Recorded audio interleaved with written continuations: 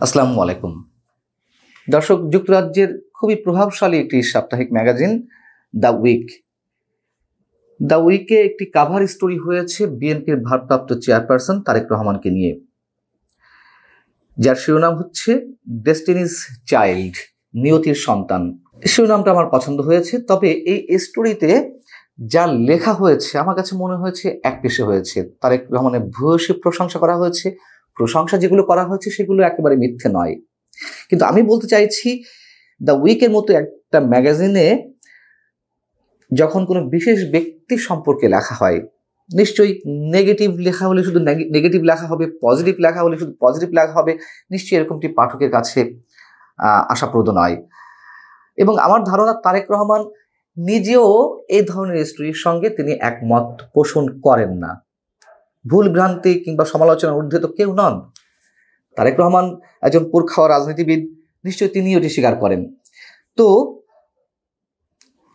উইকে যা লেখা হয়েছে কাভার স্টোরিতে, সেটির সঙ্গে আসলে বাস্তবতার মিল কতখানি। দ্য উইকে এই স্টোরিটা যিনি লিখেছেন তিনি হচ্ছেন নয়াদিল্লির ব্যুরো চিফ নম্রতা বিজি আহুজা। এখানে বলা হচ্ছে যে আওয়ামী লীগ সরকার কর্তৃক বিএনপি ভাঙার চেষ্টার বিপরীতে তারেক রহমানের নেতৃত্বেই দল ঐক্যবদ্ধ রয়েছে এবং তারেক রহমান প্রধানমন্ত্রী হওয়ার পথে রয়েছেন, কারণ দিন দিন তার জনপ্রিয়তা বাড়ছে। বাংলাদেশের রাজনীতিতে পরিবর্তন একটি গুরুত্বপূর্ণ মুহূর্ত হতে পারে তারেক রহমানের জন্য, যিনি বর্তমানে বাংলাদেশ জাতীয়তাবাদী দলের ভারপ্রাপ্ত চেয়ারপারসন। কথা সত্য, অনেকাংশেই সত্য, তার জনপ্রিয়তা বাড়ছে, কিন্তু জনপ্রিয়তা বাড়লেও তিনি কি তা ধরে রাখতে পারছেন? চারিদিক থেকে দলের নেতাকর্মীদের বিরুদ্ধে যে ভয়ঙ্কর চাঁদাবাজির অভিযোগ উঠছে, অভিযোগ কেন বলবো, শুধু অবশ্যই এর সত্যতা রয়েছে। মানুষ অতিষ্ঠ হয়ে উঠছে, সন্ত্রাসী কর্মকাণ্ড চালানো হচ্ছে, ভাগ বাটোয়ারা, দলের মধ্যে অভ্যন্তরীণ কোন্দল, এই সব কিছু মিলিয়ে তারেক রহমান হয়তো কিছু কিছু ব্যবস্থা নিচ্ছেন, অনেককে এর মধ্যে বহিষ্কার করেছেন, কিন্তু তাতে কাজ হচ্ছে না। উইকে লেখা হচ্ছে যে 57 বছর বয়সী তারেক এখন তার মায়ের পদাঙ্ক অনুসরণ করছেন, কারণ বাংলাদেশ গণতান্ত্রিক প্রক্রিয়া পুনরায় শুরু করার চেষ্টা করছে। আওয়ামী লীগ সরকারকে সরিয়ে দেওয়ার পর বিএনপি দেশের সবচেয়ে বড় রাজনৈতিক শক্তি হিসেবে আবির্ভূত হয়েছে। কথা সত্য, সবচেয়ে বড় রাজনৈতিক শক্তি, এবং যে কোনো সময়ের তুলনায় বিএনপির যে কোনো সময়ের তুলনায় বর্তমান বিএনপি অনেক বেশি জনপ্রিয়। এই কথাটি আমি সবসময় বলি। কিন্তু জনপ্রিয়তার ব্যারোমিটারের পারদ কতখানি ওঠানামা করছে, সেই বিশ্লেষণ এই লেখাটিতে উঠে আসেনি কোনোভাবে। এবং জনপ্রিয়তা ছিল বলেই তো যে কথাটি লেখা হয়েছে যে তিনি প্রধানমন্ত্রী হওয়ার পথে, হ্যাঁ অবশ্যই বিএনপি ক্ষমতায় যাওয়ার পথে ছিল, এবং ক্ষমতায় যাওয়ার পথে ছিল বলেই তাকে পেছন দিক থেকে টানা হচ্ছে, ষড়যন্ত্র চলছে, নির্বাচন হতে দেয়া হচ্ছে না। জামায়াত ইসলামী কিংবা কিংস পার্টি হিসেবে অভিহিত যে দলটি জাতীয় নাগরিক পার্টি, তারা চাইছে নির্বাচন পরে হোক। এই মুহূর্তে নির্বাচন হলে তাদের কোনো লাভের কিছু নেই, বরঞ্চ পরোক্ষভাবে তারা ক্ষমতায় রয়েছে, ক্ষমতার স্বাদ লাভ করছে। অতএব নির্বাচন যত দেরিতে দেওয়া যায়।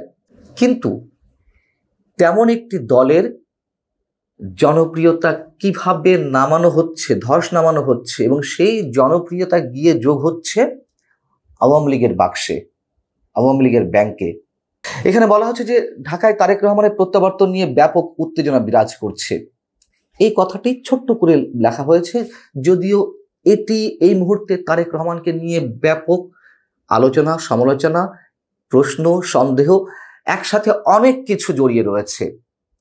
তারেক রহমানের বিরুদ্ধে সব ধরনের মামলা প্রত্যাহার হয়েছে, অনেক প্রায় শতখানেক মামলা ছিল, সেই মামলা তো একে একে প্রত্যাহার করা হয়েছে। সেই মামলাগুলোতে তিনি কতটুকু অভিযুক্ত কিংবা কতটুকু সত্যি অভিযোগের বাইরে, সে প্রশ্ন বাদ দিলাম। কথা হচ্ছে যে তার নামে এই মুহূর্তে কোনো মামলা নেই। এমন নয় যে তিনি এলেই তাকে কারাগারে যেতে হবে, এমন নয় যে তিনি এলেই তাকে আদালতে উপস্থিত থাকতে হবে। এইসব কিছু না থাকার পরও তিনি দেশে আসছেন না। বিষয়টি খুবই রহস্যের জন্ম দিয়েছে অনেকের মনে, এবং এর এক্সাক্ট কোনো প্রশ্ন বিএনপি নেতারাও দিতে পারেন না উত্তর। তবে তিনি এলে এখন বিএনপি যে সংকটের মধ্যে রয়েছে, বিএনপির জন্য একটি নির্বাচন খুবই দরকার। শুধু বিএনপির জন্য কেন, পুরো দেশের জন্য, পুরো রাষ্ট্রের জন্যই তো নির্বাচন খুবই খুবই প্রয়োজন এই মুহূর্তে। সেই নির্বাচনের দাবি নিয়ে বিএনপি যে মোটামুটি এক প্রকার রাজপথ ছাড়াই তারা আন্দোলন করছে, সরকারের সঙ্গে মোটামুটি মুখোমুখি দাঁড়িয়েছে, সেই জায়গাটিতে তো বিএনপি আরো শক্তিশালী হতে পারত, বিএনপির নেতাকর্মীরা আরো বেশ চাঙ্গা হতে পারতেন। বিএনপির মধ্যে যে সন্ত্রাসী কর্মকাণ্ড, চাঁদাবাজি চলছে, সেগুলো নিশ্চয়ই অনেকাংশে কমে আসতো।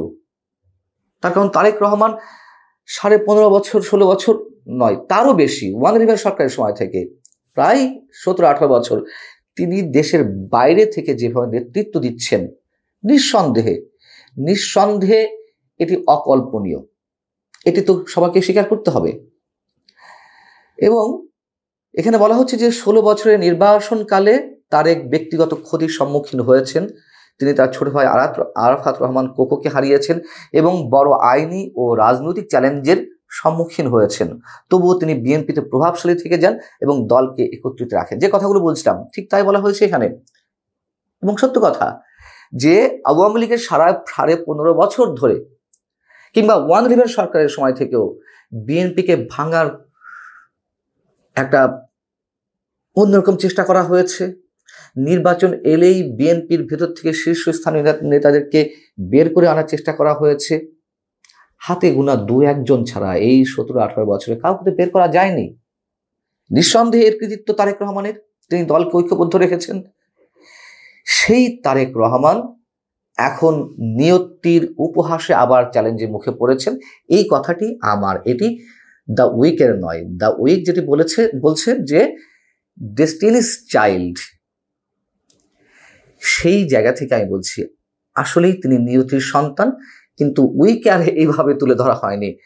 তার এত জনপ্রিয়তা থাকা সত্ত্বেও, এত কঠিন পথ পেরিয়ে আসার পরেও, এত ভয়ঙ্কর সব ষড়যন্ত্রের মধ্য দিয়ে দলকে এ পর্যন্ত আনার পরও তার দল ক্ষমতায় যেতে পারবে কিনা সেই প্রশ্নটি এখন উঠেছে। এবং যে কথাটি এখানে বলা হচ্ছে যে তারেক রহমান বাংলাদেশের পরবর্তী প্রধানমন্ত্রী হওয়ার পথে রয়েছেন, তার জনপ্রিয়তা দিন দিন